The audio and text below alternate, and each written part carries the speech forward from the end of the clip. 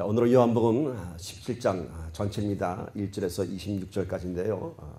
특별히 요한복음 17장은 예수님의 기도문입니다. 그러니까 오늘은 특별히 예수님의 중보기도라는 제목으로 여러분과 함께 말씀을 나누도록 하겠습니다. 자, 요한복음 16장에서는 이제 제자들과 함께 많은 말씀을 나누셨죠. 그러면서 마지막에 뭐라고 얘기하셨죠? 너희가 환난을 당하나 담대하라. 내가 세상을 이기었노라. 이것이 16장의 마지막 말씀이었습니다. 자, 그러시고 이제 하늘을 우러러서 예수님께서 기도를 시작하십니다. 그것이 오늘 17장의 기도인데요. 이 기도는 이제 예수님께서 겟세마네 동산에서 올라가셔서 하시기 전의 기도입니다. 여러분, 겟세마네 동산의 기도가 무엇인지 기억하시죠? 아버지여, 할만하시거든 이 잔을 내게서 거두어 주시옵소서. 그러나 내 뜻대로 마옵시고 아버지의 뜻대로 하시옵소서. 성경에 기록된 겟세마네 기도의 내용은 딱 요 한 절, 이 짧은 내용밖에 없습니다. 그러나 예수님께서는 겟세마네 동산에서 밤이 새도록 땀방울이 핏방울이 되도록 기도하셨던 것을 우리가 알 수 있습니다. 예수님께서는 겟세마네 동산에서 기도하시면서 3번이나 제자들을 깨우러 내려오셨죠. 그러면 겟세마네 동산에서 참 처절한 기도를 하신 것을 알 수 있습니다. 예수님께서는 겟세마네 이 처절한 기도를 하시기 이전에 그 처절한 기도가 뭐였나요? 얼마나 십자가의 그 두려움, 십자가의 그 고통이 육신의 옷을 입고 오신 예수님의 그 큰 인생의 고백이었을까? 참 그 두려움의 고백이었을까? 그것을 감당하기 위해서 예수님께서는 기도하셨습니다. 근데 그 이전에 오늘 17장의 기도는 예수님께서 누구를 위한 기도를 했냐면 제자들과 또 제자들 이후에 오늘날 이 땅까지 예수를 믿는 모든 성도들을 위한 중보 기도를 하시는 것입니다. 그래서 이 17장에 기록된 기도는 사실 우리가 그렇게 중요시하지 않게 넘어가는 그런 경향인데 사실은 매우 중요한 기도입니다. 여러분, 예수님께서는 제자들에게 마태복음 6장을 통해서 주기도문을 가르쳐 주셨습니다. 이렇게 기도하라 말씀하셨죠. 그것은 누구의 기도라고요? 이 땅에 있는 우리들이 기도하는 모델입니다. 그러니까 마태복음 6장에 기록된 주기도문을 통해서 우리가 기도의 모델을 우리가 배우고 그 안에서 우리가 기도를 이렇게 행합니다. 기도를 고백합니다. 그러나 오늘 이 17장의 기도는 누구의 기도요? 예수님의 기도입니다. 그러니까 우리들이 하는 기도하고 예수님의 기도는 차원이 다른 것이죠. 그래서 오늘 이 기도의 내용을 잘 보시면 예수님의 기도의 모델을 볼 수가 있고, 그래서 예수님께서 어떠한 기도를 하셨는지 우리가 잘 알 수 있습니다. 자, 이 기도에 대해서 이런 평가가 있습니다.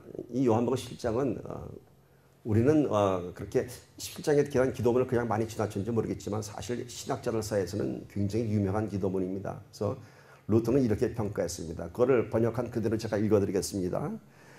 예수님의 이 기도는 진정 한량없는 따뜻함과 온전한 마음을 기울인 기도이고 매우 정직하고 순전하고 깊고 부유하고 넓어서 그 깊이를 잴 수 없다. 참 많은 표현을 했죠. 이 기도에 대해서 따뜻함과 한량없는 따뜻함과 온전한 마음, 참 정직하고 순진하고 그 넓이와 깊이를 헤아릴 수 없을 정도로 참 넓은 그 기도, 깊은 기도라고 얘기합니다. 그런가 하면은 주석가 맹겔이라는 사람은 이렇게 얘기합니다. 이 기도는 문장이 쉽게 되었지만 매우 심오한 기도다 이렇게 평가하고 있습니다. 이렇게 수많은 학자들이 이 기도에 대해서 참 많은 평가를 내리고 있습니다. 또 그 이후로 2000년간 많은 성도들이 지금까지 우리 신앙의 선배들이 이 요한복음 17장의 기도를 갖고 함께 묵상하며 위로를 받곤 했습니다. 자, 그러면은 오늘 이제 요한복음 17장을 들어가 봅시다. 예수님의 그 기도의 구조를 보면요. 먼저 1절에서부터 5절까지는 예수님께서 제자들을 위한 중보기도를 하시기 전에 자신을 위한 기도를 먼저 하십니다. 중보기도의 자의 영권과 또 예수님의 십자가의 사명을 놓고 기도하십니다. 그리고 6절에서 19절은 이제 제자들을 위한 기도를 합니다. 그리고 20절에서 26절은 이제 당시에 예수님 앞에 있는 제자들뿐만이 아니라 그 이후로도 오늘날까지 있을 모든 성도들을 위한 기도를 하십니다. 자, 첫 번째 예수님을 위한 기도를 봅시다. 요한복음 17장 1절입니다. 우리 한 마음으로 합독합니다. 어떻게 기도하셨나? 시작.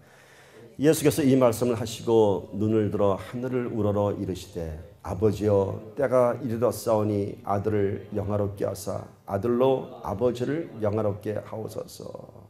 자, 눈을 들어서 하늘을 우러러 이르시되 첫 말씀이 아버지여 때가 이르렀사오니. 무슨 때죠? 십자가의 때가 이르렀사오니. 이제 이 아들을, 이 예수를 영화롭게 하여 주셔서 이 아들로 아버지를 나를 먼저 영화롭게 하여 주시옵시고 그리고 나를 통해서 아버지가 영화롭게 하여 주시옵소서. 십자가의 사명을 기도하시는 것입니다. 여러분, 영화롭게 해달라고 합니다. 예수님께서 십자가를 지는 것이 영화롭다고 얘기합니다. 왜 십자가를 지는 것이 영화로울까요? 우리가 얘기하는 부귀영화의 그 영화하고는 차원이 틀린 glorify입니다. 예수님께서는 이 땅에 오셔서 이미 수많은 기사와 이적을 통해서 하나님께 영광을 올렸습니다. 그러나 그 기사와 이적에는 하나님의 능력도 있었고 하나님의 영광도 있었지만은 그 안에는 구원은 없었습니다. 하나님의 아들이심을 증거하는 능력임에 틀림없었지만은 그 안에는 능력 안에는 구원이 없었던 것입니다. 십자가에 매달려 죽으시는 예수님을 보면서 왜 하나님은 침묵하셨을까? 왜 예수님은 저렇게 비참하게 죽으셨을까? 하는 생각을 하게 됩니다. 십자가에 매달린 예수님을 보면 그 안에는 하나님의 능력도 없었고 하나님의 권능도 없었고 하나님의 임재도 없었고 오히려 처절한 하나님의 외면밖에 없었습니다. 그 처절한 십자가에는 세상 사람들의 멸시, 천대, 조롱만 있었습니다. 그러나 그 십자가는 예수님의 그런 처절한 패배 같았지만은 하나님의 외면 같았지만은 하나님의 권능이 없는 처참한 십자가 같았지만은 그것은 결국은 위대한 승리였습니다. 그 십자가로 인해서 이 땅에 선포된 사망 권세를 파하는 세상의 임금을 심판하는 위대한 승리였던 것입니다. glorify, 그 영화로움이 다른 것입니다. 기사와 권능과 이적에는 사람들이 원하는 이 땅에서 영광을 보여주었지만은 십자가의 glorify는 제자들마저도 이해할 수 없는 이 세상 사망 권세를 파하는 위대한 예수님의 승리였던 것입니다. 영원롭게 되는 것의 진정한 의미는 권능과 기적에 있는 것이 아니라 십자가의 죽음으로 세상의 임금, 이 사망 권세를 파하는 것이, 그것이 바로 영화롭게 되는 것의 진정한 의미인 것입니다. 그것이 glorify입니다. 그 십자가의 영광을 통해서 이제 하나님의 아버지께 영광을 돌리는 예수님의 십자가의 사명인 것입니다. 아무리 권능과 기적을 보였어도 그 안에 구원이 없다고 했습니다. 제가 언젠가 이런 얘기했죠. 예수님께서 죽지 않으시고 아마 지금까지 수많은 기사와 권능을 행했다 하더라도 그 안에 구원이 없기 때문에 아무 의미가 없을 것이라고 얘기했습니다. 야구 시합에서 아무리 홈런을 여러 방 날렸어도 자기 팀이 지면은 그 홈런은 아무 의미가 없습니다. 마찬가지입니다. 예수님 수많은 기사와 권능을 보였지만 십자가에서 죽지 않으시면은 그 기사와 권능에는 아무런 의미가 없는 것입니다. 그 안에는 구원이 없는 것입니다. 그래서 오늘 예수님께서 이제 내 때가 이렇으니 아버지와 나를 영원롭게 하여 주시옵소서라고 하는 것은 이 십자가의 사명을 위한 기도이고요. 겟세마네에서 처절한 기도를 하기 전에 내가 그 십자가 사명을 감당할 수 있도록 자기를 위해서 기도하는 것이었습니다. 그런데 이 십자가의 사명은 그렇게 처절한 죽음에서 끝나는 것이 아닙니다. 예수님께서는 뒤이어서 이런 기도를 하십니다. 창세전에 영광을 회복하게 하여 주시옵소서. 즉 우리 신앙의 결론은요, 십자가가 아니라 창세전에, 하나님께 창세전에 우리를 다 이미 부르셨고 우리를 택하셨습니다. 창세전에 하나님과의 나와 있었던 그 영화로움, 그 영광을 회복하는 것입니다. 오늘 우리는 이러한 모습으로 살아가고 있지만 이 모습이 하나님께서 우리를 지으신 모습이 아닙니다. 절대로. 우리는 상상할 수 없습니다. 하나님께서 우리를 지으셨을 때 그 애초의 모습이 어떤 것인지 우리는 알 수 없습니다. 어떤 의학자가 그럽니다. 우리가 갖고 있는 이 두뇌 세포의 모든 능력을 우리는 단 2%도 활용하지 못한다고 합니다. 뭔가요? 우리 안에 잠재된 그런 능력을 우리는 아직 개발하지 못하고 있고 모른다고 하는 것입니다. 그러면 그 이전에 지금 이 모습 말고도 하나님께서 창조하신 우리의 모습은 우리가 이로 말할 수 없는 영화로운 존재인 것입니다. 우리의 영이 살아있고요. 하나님과 교통할 수 있고 우리는 그것이 어떤 모습인지 모릅니다. 오늘 우리가 우리의 십자가의 신앙을 고백하지만 그 십자가 신앙의 목적은 십자가에서 죽는 것이 목적이 아니라 영화롭게 되는 것, glorify 되는 것인데 그것이 뭐냐면 하나님께서 저와 여러분을 지으신 모습 그대로 돌아가는 것입니다. 진화가 아니라 하나님께 지으신 그러나 망가진 우리의 모습이 다시 돌아가는 것, 그것이 창세전의 영화로운 모습을 회복하는 것입니다. 예수님께서 지금 그거를 기도하십니다. 이 땅에 육신의 옷을 입고 오셔서 십자가에 매달리지만은 이제 내가 십자가의 사명을 통해서 아버지와 나를 창세전에 아버지와 함께 있었던 그 영화로움을 회복하게 하여 주시옵소서 이렇게 기도하십니다. 2절 봅시다. 아버지의 창세전에 내가 아버지와 함께 가졌던 영화로서 지금도 아버지와 함께 나를 영화롭게 하옵소서. 그런데 여기서 우리가 주의하게 봐야 할 것입니다. 언제? 지금, and now. 즉 십자가에서 영화롭게 되는 것은요, 이제 하늘나라에 가서 영화롭게 되는 것, 그것만이 목적이 아니라 and now, 지금 now. 지금 바로 이 순간 나를 영화롭게 해달라고 하는 것입니다. 우리가 십자가의 신앙이 고백되면요, 십자가에서 우리가 진정한 우리의 그런 신앙이 완성되면은 우리가 구원받아서 하나님 나라에 가서 얻는 그런 영화로움, 그것만 우리가 소유하는 것이 아니라 그 순간 and now, 지금 바로 여러분의 삶 가운데서 영화로움이 다시 회복되는 것을 얘기하는 것입니다. 오늘 우리가 그래서 십자가의 비밀을 우리가 깨닫게 되면요, 십자가에 죽는 것이 고통이 아니라 오히려 우리가 큰 기대를 하게 됩니다. 내가 말씀대로 십자가에 죽었을 때 과연 어떤 일이 이루어질 것인가. 우리가 상상도 할 수 없는 일들이 회복되는 것인데 그것이 뭐예요? 창세전에 아버지께서 우리를 지으신 그 모습, 그 영화로운 모습으로 회복되는 것입니다. 그렇다고 우리가 모습이 우중충한 얼굴이 갑자기 환하게 밝아지고 그런 뜻이 아니라 영화롭게 된다는 것은 뭐냐? 우리의 안에 내면에 우리 영적인 우리의 모습들이 바뀌어진다고 하는 것입니다. 우리의 속사람이 내가 상상도 할 수 없는 새로운 사람으로 바뀌는 것입니다. 그것이 새롭게 만들어지는 것이 아니라 우리는 제2의 창조라고도 얘기하지만 엄밀히 얘기하면 하나님께서 지으신 모습으로 되돌아가는 것입니다. 회복의 역사가 일어나는 것입니다. 즉 십자가의 영광은 먼 훗날의 얘기가 아니라 우리 죽음 이후의 얘기가 아니라 지금 and now, 지금 이 순간인 것입니다. 지금 나를 영화롭게 하옵소서. 오늘 예수님의 이 기도가 저와 여러분의 기도가 되기를 간절히 소망합니다. 창세전의 영화로움이 오늘 지금 이 순간 우리에게 회복되게 하여 주시옵소서. 그것이 바로 아마 놀라운 신앙의 반전이 될 줄 믿습니다. 우리의 신앙이 십자가를 알기 전에는, 이 십자가의 비밀을 알기 전에는, 이 십자가의 영적 원리를 알기 전에는 어디에 있었죠? 그저 내가 잘 되고 내가 잘 살아야 하는 나의 영광을 위한 신앙, 그런 이기적인 신앙이었죠. 그러나 이 십자가의 비밀을 알게 되면요, 십자가를 지면은 나의 삶이 영화로워질 것이고, 그것은 이 세상의 영화로움이 아니라 창세전에 아버지께서 주신 영화로움이 회복되는 것이고, 그걸 통해서 하나님께 영광을 돌리는 삶이 되는 것입니다. 그것이 바로 오늘 예수님께서 기도하신 아버지 나를 영화롭게 하여 주옵소서라는 그 기도인 것입니다. 예수님만의 기도가 아니라 우리가 이 기도의 주인공이 되기를 다시 한번 축복합니다. 시편 50편 15절 보십시오. 환난 날에 나를 부르라. 내가 너를 건지리니 내가 나를 영화롭게 하리로다.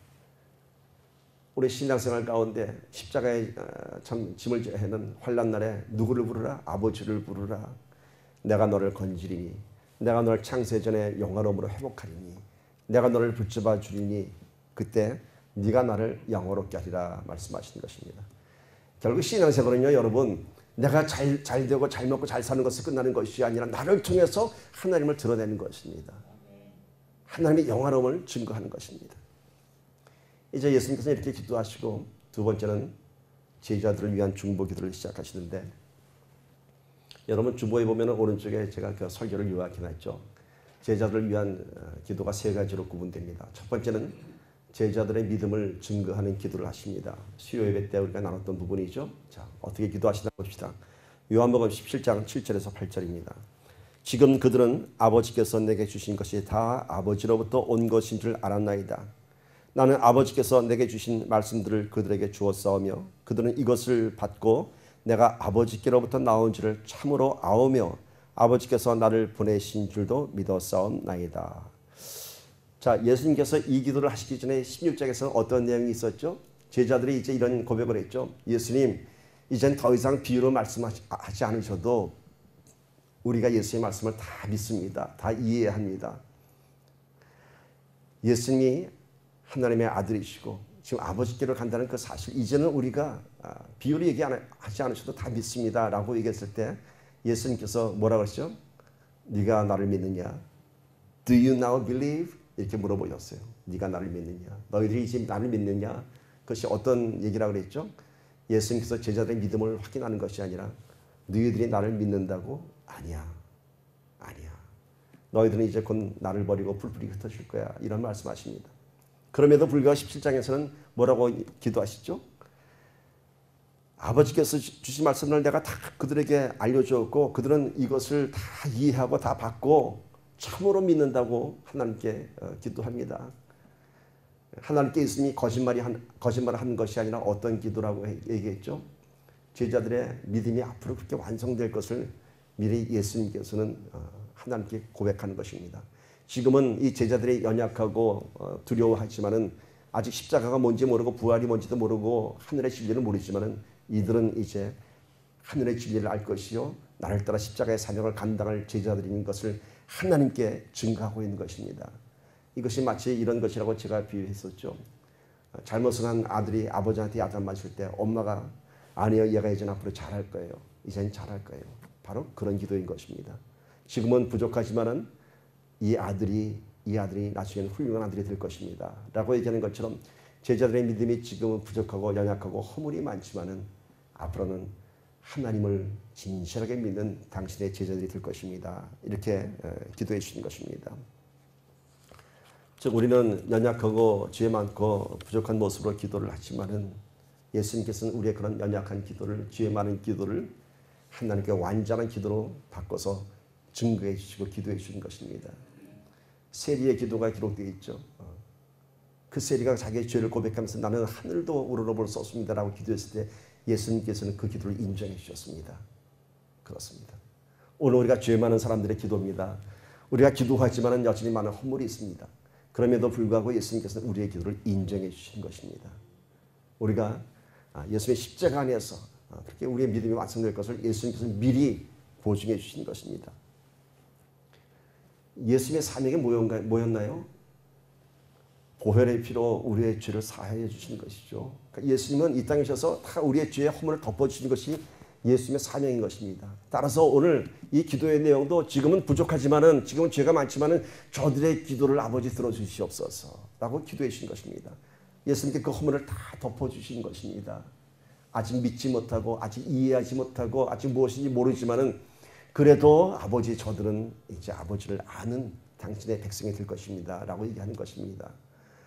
오늘 우리가 그래서 기도할 때 비록 우리 안에 많은 허물이 있고 참 어떨 땐 내가 이런 기도를 해도 될까 하는 그런 두려움도 있지만은 우리 예수님의 보혈의 피가 덮어질 때 우리의 기도가 그런 신실한 기도가 될 줄 믿습니다.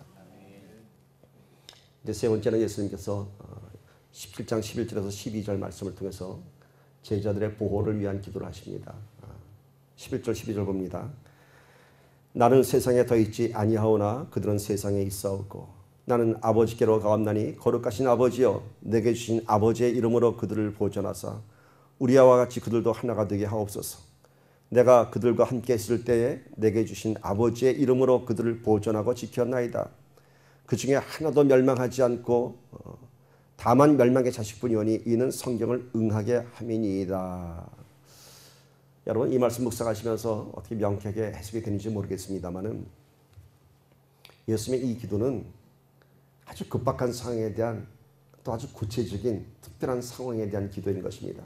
지금 이 기도의 대상은요 누구에 대한 기도냐면은 12지단 중에 가룟 유다 한 명을 제외한 11명에 대한 기도입니다.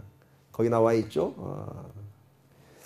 그 중에 하나도 멸망하지 않고 다만 멸망의 자식이 비오니 그러니까 가룟 유다를 제외한 11명을 제자를 위한 기도인데 이것이 어떤 기도냐면은 자 예수님께서 십자가에 죽으시고 나서 부활하실 때까지 3일이라는 시간이 있습니다. 그 3일이라는 시간은 뭔가요? 암흑과 절망의 시간이죠. 예수님께서 음부에 내려가시던 시간이고 거기서 사망 권세를 다 파하시고 모든 죄를 끌고 올라오시는 그런 3일간의 암흑과 같은 시간입니다. 예수님께서 오늘 그렇게 말씀하시죠. 내가 이 제자들과 동행할 때는 내가 그들을 지키고 보존하였나이다. 그러나 이제 내가 이 세상에 있지 않고 떠날 때 아버지여 저들을 지켜주시옵소서라고 하는 것은 훗날 부활해서 오기까지 그 3일간의 기간을 위해서 기도하는 것입니다. 3일 동안 이 세상에 빛이 없고 내가 없고 하나님의 임재가 전혀 없는 그 3일 동안 가룟 유다를 제외한 나머지 11명의 제자들을 아버지여 지켜주시옵소서라고 하는 특별한 상황에 대한 기도인 것입니다. 자, 부활 후에는 예수님께서 제자들과 함께 계시고 또 승천하신 후에는 보혜사 성령을 보내주시기 때문에 제자들은 이제 부활을 증거하고 성령의 능력으로 이제는 그들이 모든 핍박과 고난과 이런 고난들을 감당할 수 있습니다. 그러나 십자가에 죽으시고 부활하기까지 정말로 3일간 예수님이 죽었구나라고 하는 그 절망의 시간 동안, 그 시간 동안 이들을 지켜달라고 하는 예수님의 처절한 기도인 것입니다. 자, 예수님께서 이런 말씀하십니다. 지금 내가 이들을 함께 다니면서 이들을 보호하고 이들을 동행하고 이들을 보존하고 지켰는데, 이제 내가 떠나고 나면은 이제 아무도 거룩한 빛이 이 땅에 존재하지 않기 때문에 그들을 보호할 자가 없습니다. 그러니까 예수님은 특별한 상황에서 기도한 겁니다. 오늘 이 중보 기도를 보면서 우리가 이런 것을 우리가 적용해야 할 줄 믿습니다. 늘 해야 하는 기도가 있는가 하면은 어떤 특별한 목적을 갖고 기도할 때가 있습니다. 그렇죠? 오늘 예수님께서는 바로 그 기도입니다. 특별한 목적, 그 3일간을 위한 기도를 하신 것입니다. 그 3일 동안 지켜달라고. 우리의 중보 기도가 이렇게 좀 세심하고 구체적으로 기도해야 할 줄 믿습니다. 그러기 위해서는 우리가 막연한 기도를 하지 않고 구체적인 기도를 하기 위해서는 내가 중보 기도할 누군가의 그런 형편과 그런 사정들을 우리가 세심하게 우리가 늘 살펴보고 우리가 알아야 할 줄 믿습니다. 어쩌다 보면 만나서 잘 지내시죠? 이런 정도가 아니라 참 여러분 그렇지 않아요? 오랜만에 만나서 어떻게 잘 지내시죠? 그러면 우리가 어떤 인사합니까? 예, 그러고 말지 누가 사실은 내가 무지무지 힘들었어. 이런 얘기 잘 하지 않게 됩니다. 그러니까 의례적인 인사보다는 정말 내가 일주일간, 한 주일간 그분을 위해서 기도했다면은 만났을 때 그러한 인사 나오지 않습니다. 집사님 기도하고 있습니다. 라고 하면서 이런 대화가 시작되면요. 정말 그 특별한 상황에 대해서 우리가 알게 되고 또 구체적으로 이야기할 수 있고요. 또 우리가 누군가 나를 위해서 기도한다고 하는 참 우리의 큰 힘이 됩니다. 그러니까 성령께서 함께 하시면 우리 안에 감추신 것들을 다 우리가 오픈할 수 있고, 그때 예수님의 이 특별한 중보 기도처럼 우리가 그런 기도를 하게 될 줄 믿습니다. 이제는 네 번째는 예수님께서 제자들이 받을 핍박을 위한 기도를 하십니다. 3일간의 특별한 기도가 아니라 이제는 그 후에 부활하시고 승천하시고 성령의 임재함 가운데 제자들이 다 온전한 능력을 받은 그 이후에 올 그 핍박과 박해에 대한 기도를 합니다. 14절 15절입니다. 내가 아버지의 말씀을 그들에게 주어 싸움에 세상이 그들을 미워하여 싸우니 이는 내가 세상에 속하지 아니한 같이 그들도 세상에 속하지 아니함으로 인함이니이다. 내가 비옵는 것은 그들을 세상에서 데려가시기를 위함이 아니요 다만 악에 빠지지 않게 보존하시기를 위함이니이다. 자, 똑같은 제자들 보호를 위한 기도인데 그 앞의 기도는 3일간의 특별한 상황을 위한 기도였고요. 이제는 뭐죠? 그 후로 부활의 예수님이 이 땅에 오시고 제자들을 만나시고 이들이 마가의 다락방에서 오순절 성령을 경험하고 그 후에 제자들이 받게 될 핍박과 박해에 대해서 예수님께서 그들을 지켜줄 것을 기도하는 것입니다. 그들이 다만 악에 빠지지 않게 하여 주시옵소서라고 기도합니다. 그런데 이 예수님의 기도가요, 쉽게 이해되지 않습니다. 문장을 보면 이게 무슨 뜻인가 하고 깊게 들여다보게 됩니다. 특히 내가 비옵는 것은 그들을 세상에서 데려가시기를 위함이 아니요 다만 악에 빠지지 않게 보존하시기를 위함이니이다. 자, 이게 무슨 뜻일까? 그들을 세상에서 데려가시기를 위함이 아니요 세상에 남겨둬야 한다는 것이죠. 다만 악에 빠지지 않게 보존하기를 원함이니이다 기도합니다. 이 기도의 배경은 이런 뜻입니다. 이제 예수님께서는 십자가의 사명을 다하시고 이 땅을 떠나십니다. 그러니까 이제는 내가 이 세상에 속하지 않게 되었다고 합니다. 그러나 예수님께서는 그 자신의 사역을 완성할 때까지는 이 땅에 계셨죠. 33년 반이라는 시간을 계셨습니다. 그리고 이제 떠날 때가 됐습니다. 그런데 이 떠날 때 예수님께서는 이 제자들도 나와 함께 올라가는 것이 아니라 이 제자들은 이 세상에 남겨두고 갑니다. 그러니까 이들이 받을 핍박과 박해에 대해서 앞으로 내가 떠나고 나면은 이들이 수많은 고난과 핍박과 박해를 받을 텐데 그렇다고 해서 하나님 이들을 다 나와 함께 하늘로 데려가지 마시고 그냥 이 세상에서 이들의 사명을 위해서 하나님 악에 빠지지 않게 지켜주시옵소서라는 이런 기도입니다. 무슨 뜻인지 이해가십니까? 자, 우리의 신앙의 목적이 구원이라고 한다면은 구원받고 어떻게 돼야 할까요? 그냥 하늘나라 가면은 제일 쉽죠. 왜? 구원받고 나서도 우리는 이 땅에서 수많은 환난과 핍박과 박해와 또 세상의 유혹 가운데 우리는 쓰러지고 넘어지고 할 수밖에 없는 그런 연약한 존재들입니다. 그러면은 구원받았으면 그 정결한 심령이 됐을 때 하늘나라 올라가면 정말 거룩한 영혼이 돼서 올라갈 텐데 이 땅에 남아서 또 세상과 싸우고 일이 부닥치고 저리 깨지고 왜 그럴까? 그렇죠? 그것은 뭐냐면은 구원받았지만은 우리의 신앙이 구원에서 끝나는 것이 아니라 이 땅에서 구원받은 자의 사명을 감당해야 하기 때문인 것입니다. 예수님께서 이 땅에 오셔서도 자기의 사명이 완성될 때까지 육신의 옷을 입고 하나님의 아들이 33년 반을 사셨습니다. 그리고 이제 하늘에 올라가시면서 이제 아버지의 말씀을 믿는 자들이, 나를 믿는 자들이 이 땅에 살아갈 텐데 아버지, 그렇다고 저들이 받을 박해와 핍박과 고난 때문에 저들을 세상에 데려가라는 것이 아니고 저들을 다만 악에서 구하옵소서. 그럼 악에서 구하옵소서가 뭘까요? 저를 지켜주시옵소서라고 하지 않으시고 다만 악에서 구하옵소서라고 얘기합니다. 그 악이 뭔가요? 세상 권세죠. 세상에 받게 될 박해와 핍박, 그것에 무릎 꿇지 않게 하여 주시옵시고 그것에 타협하지 않게 하여 주시옵시고 정말 이 십자가를 붙잡는 그러한 제자들이 되게 하여 주시옵소서 이렇게 기도하는 것입니다. 다만 악에서 구하옵소서 우리가 또 어디서 보죠? 주기도문에서도 다만 악에서 구하옵소서 하죠. 중요한 의미입니다. 예수님께서 그래서 주기도문을 마태복음 6장에서 가르쳐 주신 다만 악에서 구하옵소서라고 하고 똑같은 의미로 아버지여 저들을 세상에서 데려가시기를 위함이 아니요 다만 악에 빠지지 않게 보존하시기를 위함이나 이렇게 기도하시는 것입니다. 제자들은 예수 그리스도와 지금 연합이 되었고 십자가를 증거하는 제자들이 되었지만은 그렇다고 해서 예수님과 함께 하늘로 갈 수 있는 것이 아닙니다. 제자들의 사명이 남겨진 것입니다. 예수 믿는 자의 사명은 뭔가요? 구원 이후의 삶인 것입니다. 구원까지는 하나님의 은혜였다면은 구원 이후는 우리가 하나님의 거룩한 사명을 감당해야 할 하나님의 믿음의 군사가 되어야 하는 것입니다. 그것이 우리의 본분인 것입니다. 자, 그러면 하나님의 것이 되었다고 하는 것은 무슨 뜻인가요? 하나님의 것이 되었다고 하는, 이제는 내가 구원받은 성도로서 이 세상을 살아갈 텐데 다만 악에서 구하옵소서, 그 뜻은 뭔가요? 세상의 방식대로 살아가지 말라는 것이죠. 세상의 가치관, 세상의 섭리대로 휩쓸려 가지 않고 하나님의 진리대로 빛된 자녀로 살아가라고 하는 것입니다. 자, 하나님의 것이 되었습니다. 우리가 이제 하나님의 것이 되었다고 하는 것은 뭔가요? 내 삶의 모든 소유가 다 하나님의 것이 되었다는 것이죠.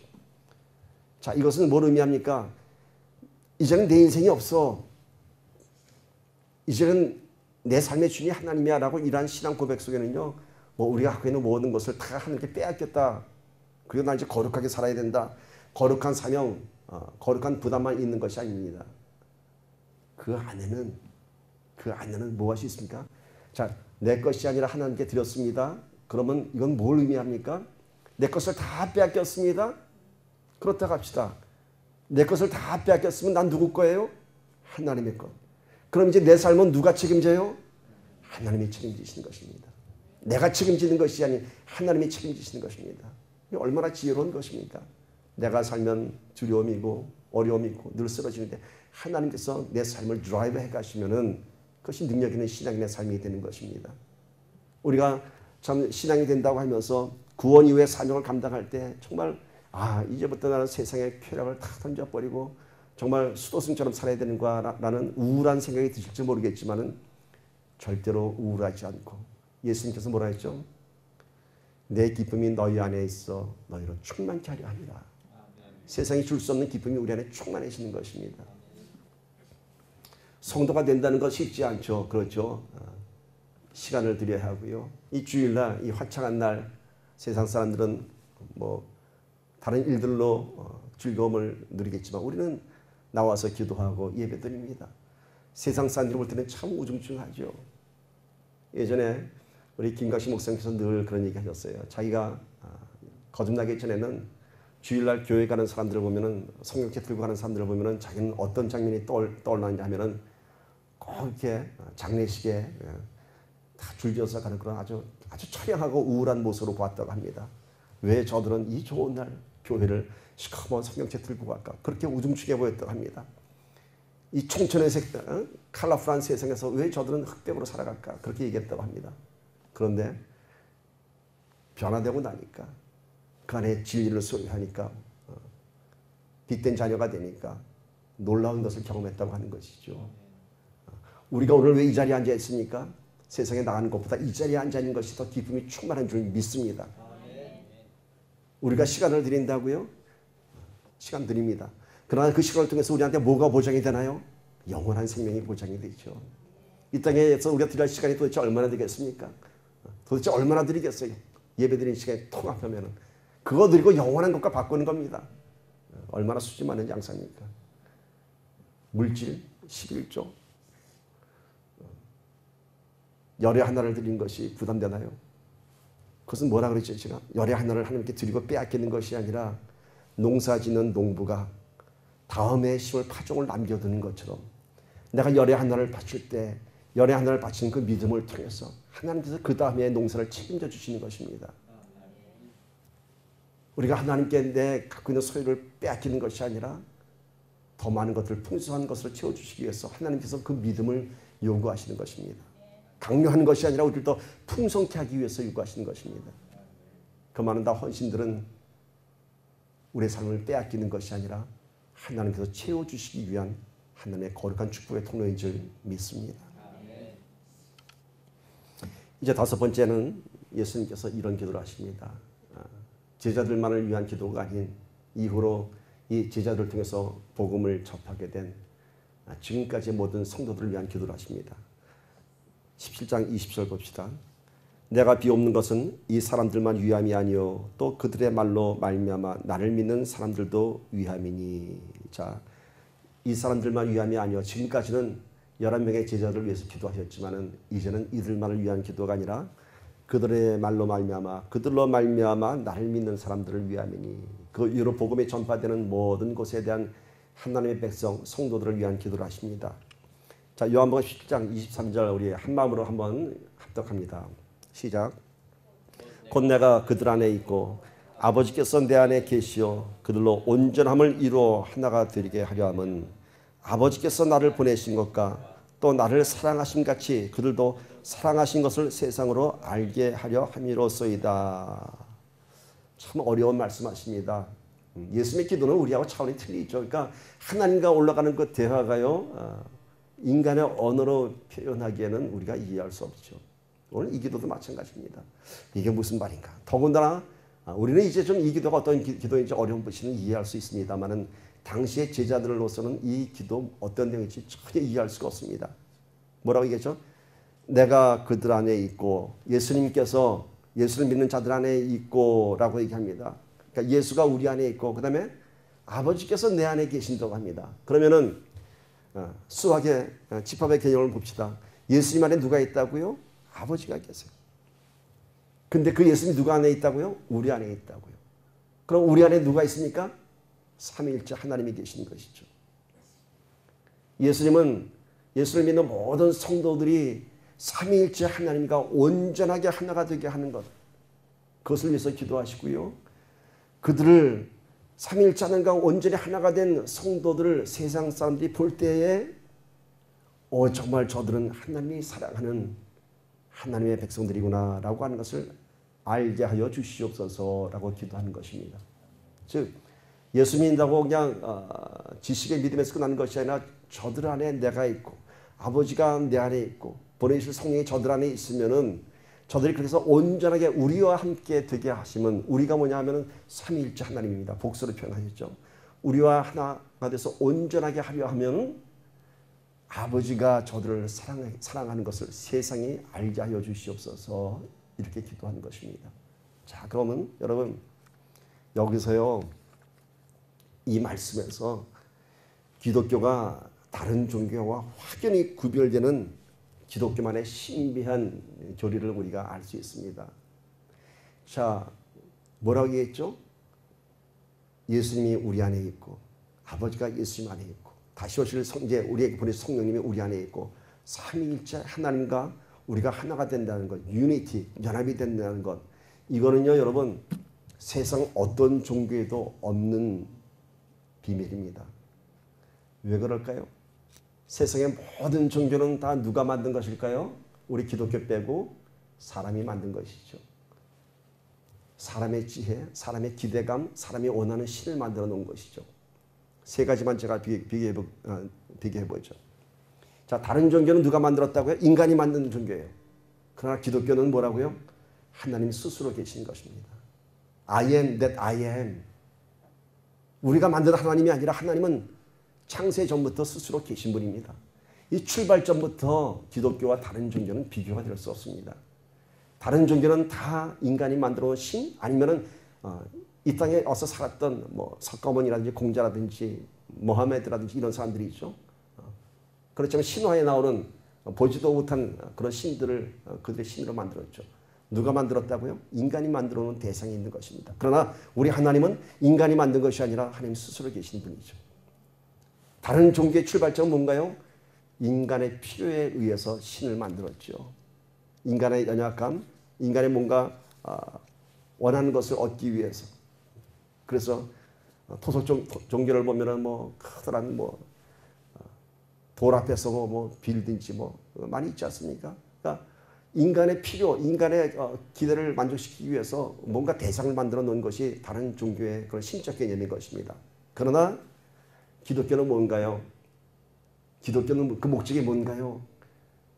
우리가 하나님을 통해서 우리가 뭐를 얻고자 하는 것이 아니라 하나님께서 우리를 구원하시기 위한 것이죠.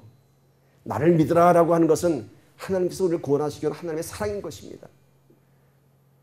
출발점이 전혀 다르죠. 다른 종교는 인간에서 시작해요. 나의 필요, 인간의 요구. 그렇지만 기독교는 그래서 홀로 서 있는 터기, 홀로독, 다른 종교와 구별할 수 없는 종교죠. 그러니까 기독교의 본질은 하나님이 주체가 되시고 인간의 필요에 의해서 하나님이 생긴 것이 아니라 하나님께서 우리를 구원하시기 위해서 예수를 이 땅에 보내시고 예수 믿는 기독교가 생긴 것입니다. 세 번째, 다른 종교는요, 인간이 자기가 만든 신을 찾아갑니다. 서왕당에 가서 절하고 절에 가서 절하고. 인간이 만들어 놓은 신이니까 어느 한 장소에 구애받죠. 그 어딘가를 가야 합니다. 그들의 어떤 원하는 것을 구하기 위해서. 그러나 우리 하나님은 무소부지하신 분이시죠. 삼위일체의 비밀이 이겁니다. 어느 곳이든지 우리 안에 있고 우리가 하나님 안에 있는 것입니다. 다른 종교들은요, 인간의 지혜에서 나온 교리를 수양하고 훈련하게 하죠. 인간이 만든 종교니까 그 교리가 다 어디에서 나왔다고요? 인간의 지혜에서 나온 것이죠. 그러니까 그거를 수련하고 수양하고 훈련하는 것이죠. 다 인간이 이해할 수 있는 교리들이에요. 그러나 기독교는 뭔가요? 인간의 지혜에서 나온 것이 아니라 하나님의 진리, 하늘의 말씀드린 것입니다. 그래서 우리가 이해할 수 없고 우리의 지식으로는 우리가 헤아릴 수 없는 무한한 하늘의 비밀이 있는 것입니다. 그래서 성령이 우리 안에 있을 때 하나님께서 성령을 통해서 깨닫게 하시고 성령을 통해서 하나님의 진리를 우리가 알게 되는 것이죠. 오늘 예수님의 이 모든 성도를 위한 기도에는요, 놀라운 기독교의 그런 비밀을 쓰는 교리가 있는 것입니다. 다른 종교에서는 있을 수도 없는, 어느 종교에 이렇게 신과 인간이 하나가 되는 그런 교리가 있습니까? 뭐 내가 부처 안에 있고 부처가 내 안에 있고 그런 거 들어봤어요? 없잖아요. 오직 기독교만 있습니다. 왜냐하면은 하나님을 믿는 하나님의 진리이기 때문인 것입니다. 인간의 지혜로 만들어진 종교가 아니라 우리가 알 수 없는 하나님의 신비한 일들로 만들어진 종교이기 때문에 그래서 이런 유니티, 연합이라는 것이 가능한 것이고 우리가 만든 것이 아닌 삼위일체 연합은 하나님께서 우리에게 열어주신 축복의 통로인 줄 믿습니다. 자, 우리가 하나님 안에서 온전하게 하나가 되면은 삼위일체 하나님과 하나가 되면 그 안에 하나님의 권능이 있고 그 안에 하나님의 거룩함이 있고 그 안에 하나님의 긍휼함이 있고 그 안에 하나님의 사랑이 있고 모든 속성이 우리 안에서 나타나게 되는 것입니다. 이것은 우리가 신실해서 우리의 믿음의 능력으로 나타나는 것이 아니라 오직 하나님께서 우리를 사랑하심으로 예수를 이 땅에 보내셔서 우리의 죄의 문제를 해결하게 하심으로 이제 우리가 하나님에 들어갈 수 있기 때문에 또 하나님이 우리 안에 들어오시기 때문에 이러한 모든 것이 나타나는 것입니다. 결코 우리가 뭐 기도 많이 해서 우리의 믿음이 좋아서 나타나는 것이 아니라 오로지 예수님의 보혈의 피로 우리의 죄의 허물이 덮어지고 우리가 하나님 안에 하나님 우리 안에 들어오게 되셔서 이제 우리 안에서 하나님의 속성이 나타나는 것입니다. 그래서 우리가 거듭나게 되면은 내 모습이 아닌, 예전의 내 모습이 아닌 새롭게 변화된 모습이 우리 안에서 나타나는 것입니다. 그것을 보고 사람들이 뭐라고 얘기한다고요? 하나님의 사랑하시는 자들이구나라고 알게 하려 함이라. 이것이 오늘 말씀의 결론인 것입니다. 그렇다면 오늘 우리의 삶 속에서 믿는 자들의 증거가 나타나야 할 줄 믿습니다. 어떤 증거? 그것은 우리 삶에 나타나는 권능과 축복을 통해서 증거하는 것이 아니라, 물론 그런 권능과 축복도 나타나죠. 그러나 그런 것들로 인해서 증거되는 것이 아니라 모든 환경 가운데서도 하나님을 신뢰하는 우리의 충성된 모습이 나타날 때 사람들은 우리의 온전한 신앙을 인정하는 것입니다. 참 세상을 볼 때 이해할 수 없는 상황 가운데서도 눈물 흘리지 않고 두려워하지 않고 담대함으로 평안함으로 하나님을 신뢰하는 모습을 증거할 때 사람들이 저 사람은 정말 예수 믿는 자구나 이렇게 얘기하는 것입니다. 여러분, 다른 종교와 기독교인이 틀린 것이 뭔지 아십니까?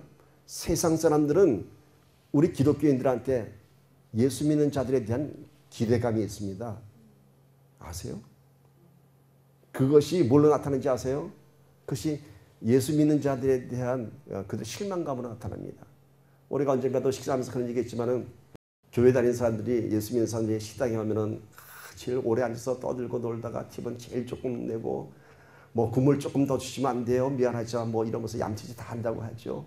그래서 식당에 있는 사람들이 절대로 예수 안 믿는 사람들이 별로 많지 않다고 얘기하죠. 그러면은 과연 예수 믿는 사람들이기 때문에 그럴까요?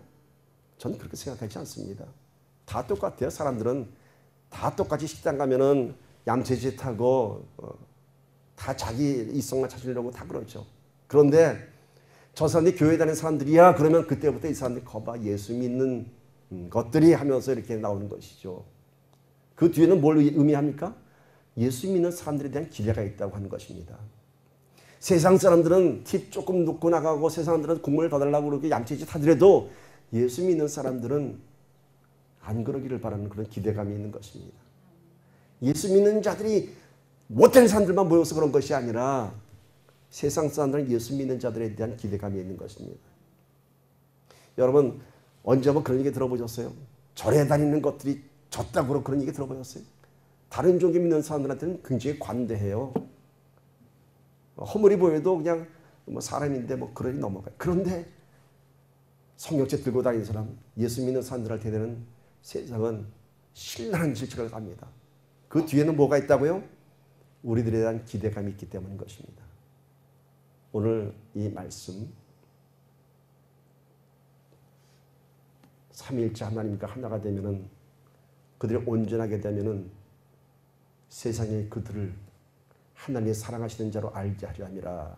이 말씀처럼 오늘 우리 안에서 하나님의 속성이 나타나면 그때 비로소 세상 사람들이 정말 예수 믿는 사람들은 참 아름답구나 라고 고백될 때 하나님의 나라가 하나씩 만들어갈 줄 믿습니다. 이제는 우리가 뭐 식당 가서 일부러 팀 많이 놀려고 일부러 쇼맨십 할 필요가 없고 우리 안에서 자연스럽게 정말 내가 삼일째 하나님과 하나가 되면요, 내 안에 너그러움이 있고 내 안에 풍요함이 있습니다. 우리 아이들이 저랑 식사하러 가면 제가 팁을 낼 때 꼭 겪는 줄로 봐요. 팁을 얼마 놓나. 왜냐하면 자기들이 일을 해봤기 때문에 그 팁이 일하는 사람들은 얼마나 소중한 것인지 알기 때문에 꼭 이렇게 째려봐요. 그럼 또 저는 또 그걸 알기 때문에 또 넉넉하게 놓죠. 꼭 검사를 받고 냅니다.